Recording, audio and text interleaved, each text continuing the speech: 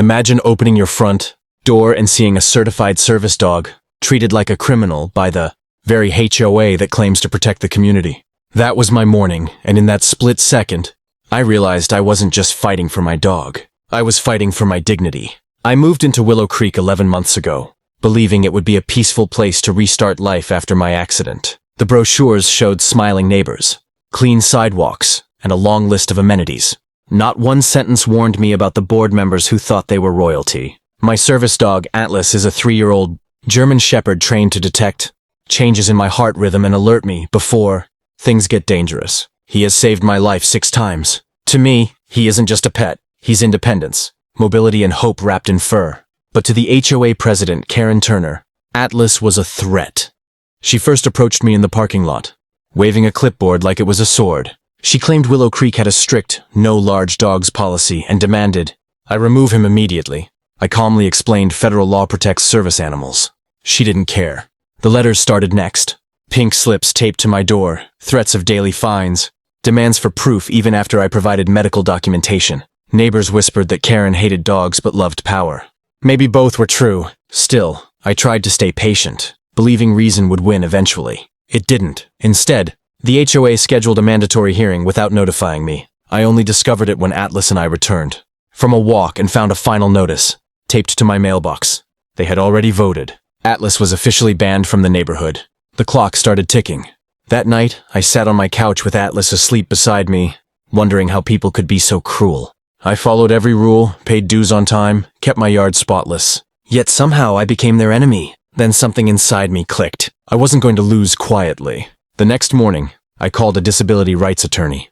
Not just any lawyer, one with a reputation for tearing HOAs apart in court. When I explained everything, he didn't hesitate. They picked the wrong person, he said. For the first time in weeks, I felt hope instead of dread. Together we built a dossier, emails, medical forms, timestamps, photographs of the notices, even witness statements from neighbors who saw Karen harassing me. The more we uncovered, the uglier it became. This wasn't about dogs at all. It was about control, ego, and one woman's obsession with absolute authority over everyone around her. And when my lawyer looked me in the eyes, he promised we would not back down, no matter what happened. Period. 3 days later, the HOA received a letter from my attorney, citing federal disability law and demanding immediate reversal of the ban. It wasn't aggressive. It was factual, firm, and undeniable. Karen's response, however, was pure fury. She claimed I fabricated my condition to cheat the system. The board scheduled an emergency meeting, but this time, my lawyer and I were informed and invited. The moment we walked into the community clubhouse, every conversation stopped. Karen sat at the center like a judge preparing to deliver punishment. Her smile didn't reach her eyes. Atlas sat calmly beside me, vest on, ears forward, scanning the room without fear. People who had only seen Karen's angry emails looked surprised. He wasn't some wild beast. He was composed, disciplined, aware, everything she wasn't. Still, she couldn't even look at him without glaring. The board members went through their script, pretending this was about safety, liability, and community standards. But my lawyer dismantled every argument, calmly citing laws, precedents, and my documented medical diagnosis. At one point, he even slid Karen's own signed violation notices across the table and asked her to read them aloud. She refused.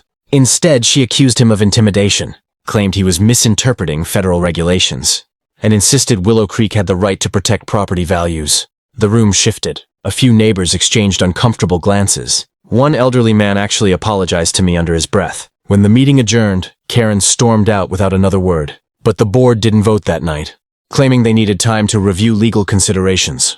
My lawyer expected it. Delay tactics were common. He warned me Karen wouldn't back down. She'd escalate. And she did, faster than anyone predicted. 2 mornings later, I woke to pounding at my door and found animal control standing outside. Someone had reported Atlas as aggressive and dangerous. The officer looked confused the moment.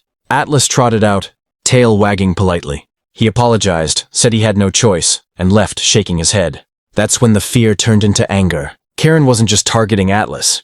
She was trying to humiliate me into leaving. My lawyer told me to document everything, stay calm, and trust the process.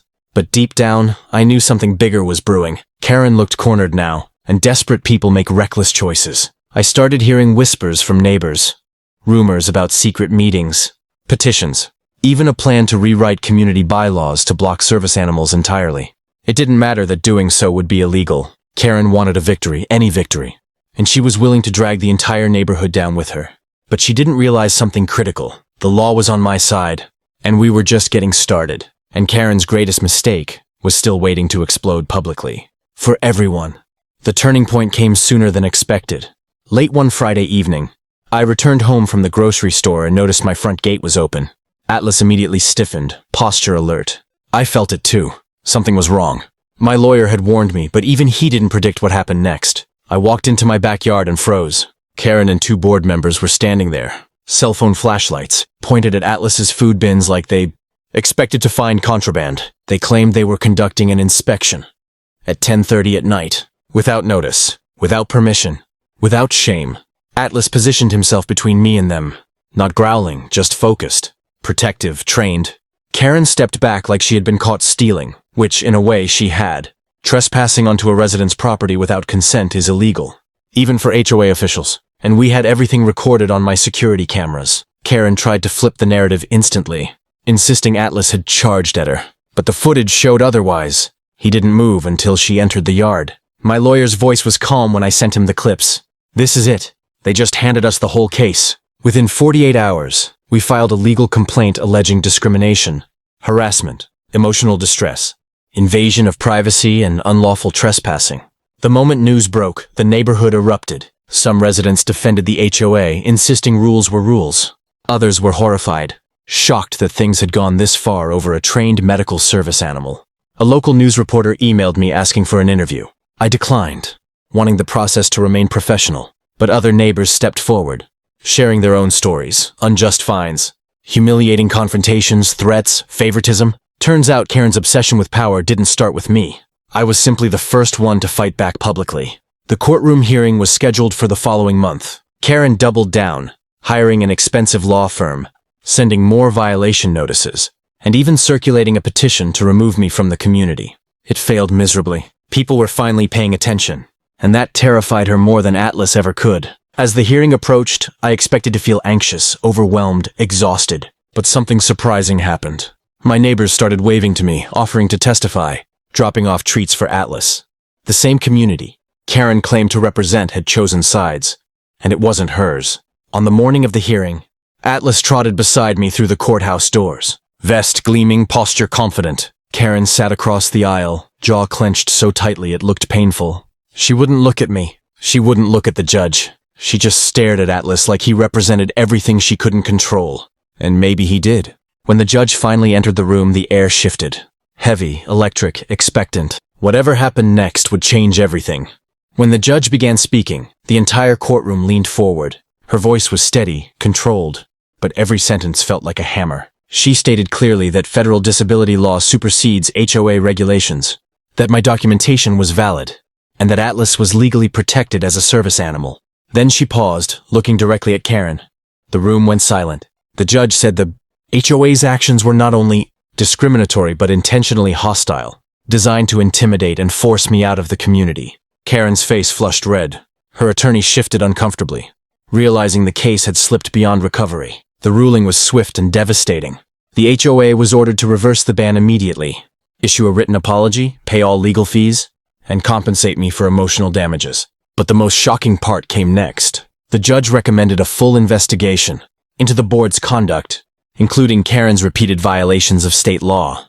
A reporter outside the courthouse recorded Karen rushing to her car, refusing to answer questions. That clip eventually went viral, not because of her silence, but because Atlas stood calmly next to me, tail wagging, as if reminding the world that kindness always outlasts cruelty. Comments poured in from strangers cheering for him. Over the next few weeks, the investigation expanded. Multiple residents submitted complaints about Karen's harassment, threats, and retaliatory fines. 2 board members resigned. New elections were held. For the first time since moving into Willow Creek, the neighborhood felt like a community instead of a battleground. People smiled again. Atlas became somewhat of a local celebrity. Kids asked to take pictures with him. Neighbors brought him treats.